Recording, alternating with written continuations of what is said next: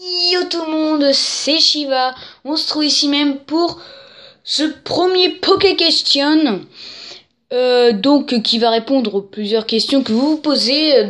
Je vais vous dire les titres pour ce Poké Question.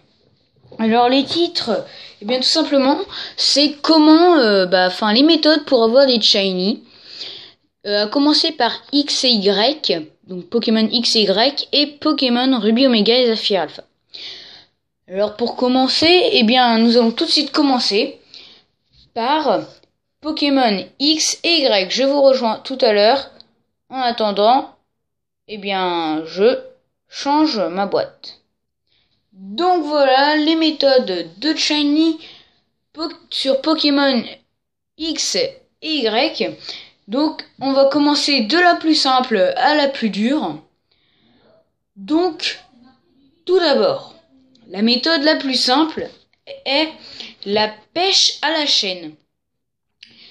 Ce qui consiste à pêcher à la canne à pêche, à la super canne, à la méga canne, des Pokémon à la suite sans que votre chaîne casse. C'est-à-dire que quand elle casse, soit vous avez bougé, vous avez utilisé un truc qu'il ne fallait pas, ou vous avez tiré trop lentement, tiré trop tard, ou ça ne mord pas tout simplement. Ça peut casser votre chaîne. Donc, le taux pour avoir un shiny est de une chance sur 20 au début, et après, ça passe normalement, je crois, on n'est pas totalement sûr, une chance sur 180. On n'est pas totalement sûr. Donc ça, c'était la méthode de pêche à la chaîne sur Pokémon X et Y. Maintenant, nous allons passer à la méthode numéro 2, qui est la méthode, normalement, si je ne me trompe pas, est la méthode du safari des amis. Alors le safari des amis, ça consiste en fait, si vous voulez, à aller dans le safari des amis, si vous avez des amis, bien sûr, parce que si vous en avez pas, ça ne marchera pas. Et au lieu d'avoir une chance sur 4000 de rencontrer un shiny, vous avez une chance sur 2000, donc le taux de rareté est moins élevé, donc vous avez plus de chances d'avoir un shiny, de rencontrer à la suite des Pokémon, donc il aura plus de chances qu'il apparaisse après.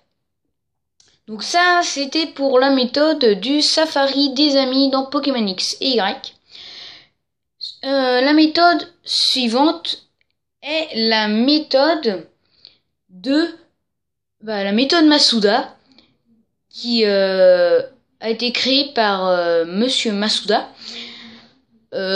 qui est quelqu'un qui fait partie du jeu Pokémon, qui fait partie du jeu, que je crois qu'on peut combattre, qui a inventé cette méthode, c'est-à-dire il faut faire des œufs avec des Pokémon, donc de même sexe, pas de même sexe, mais de sexe opposé, même type de Pokémon, mais pour améliorer les chances d'avoir un shiny, il vaut mieux prendre un Pokémon de votre méthode de votre version. Donc par exemple, si vous êtes français, vous en prenez un de français, et vous prenez le même Pokémon de sexe opposé, mais d'un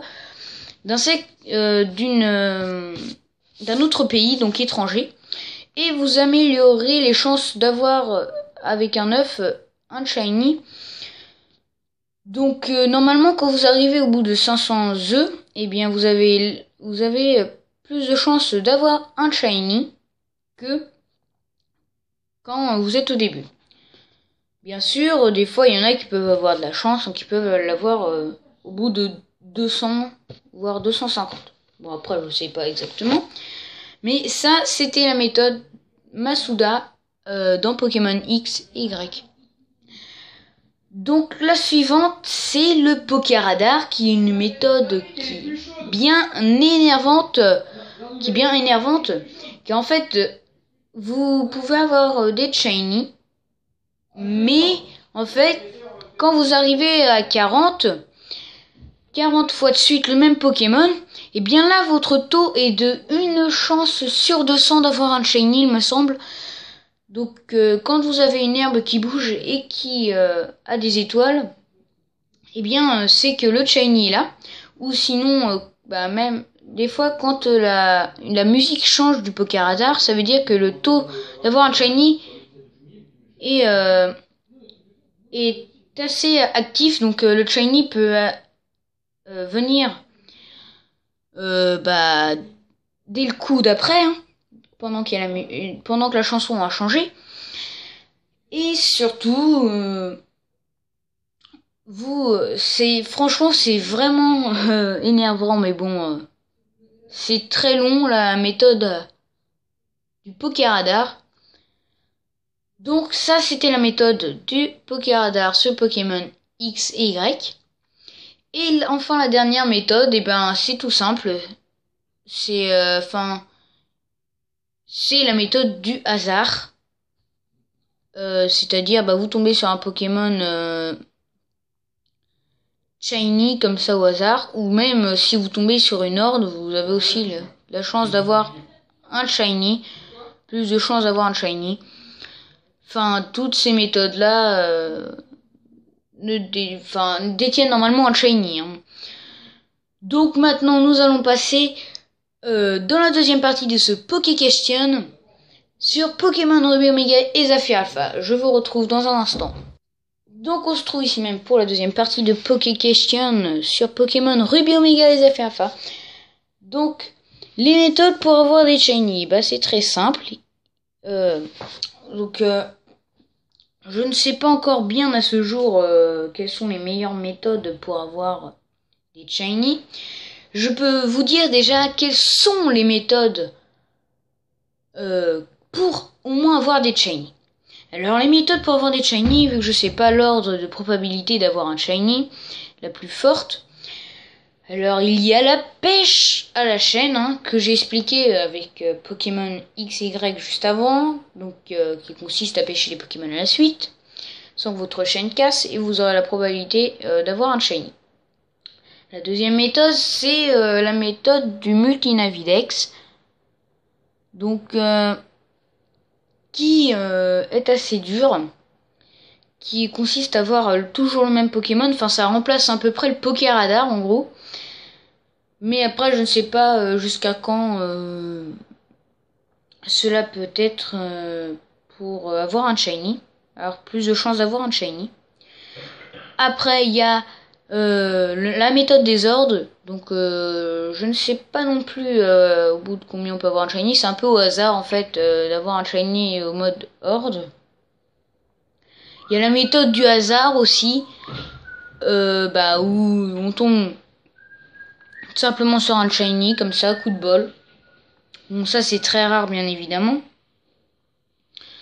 Et il y a la méthode Masuda aussi, donc qui consiste à faire des œufs avec un Pokémon français si vous êtes français et étranger.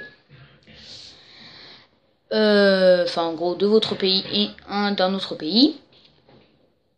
Donc je ne sais pas non plus la probabilité d'avoir un shiny œuf. Et après, à mon avis, il y en a certainement d'autres à découvrir, mais je pense que j'ai résumé le tout dans ce Poké Question. Donc j'espère que ça vous a plu. Moi en tout cas, je me suis fait plaisir à faire ce Poké Question. Et on se retrouve prochainement pour le deuxième Poké Question. Et je vous dis à la prochaine. Allez, ciao!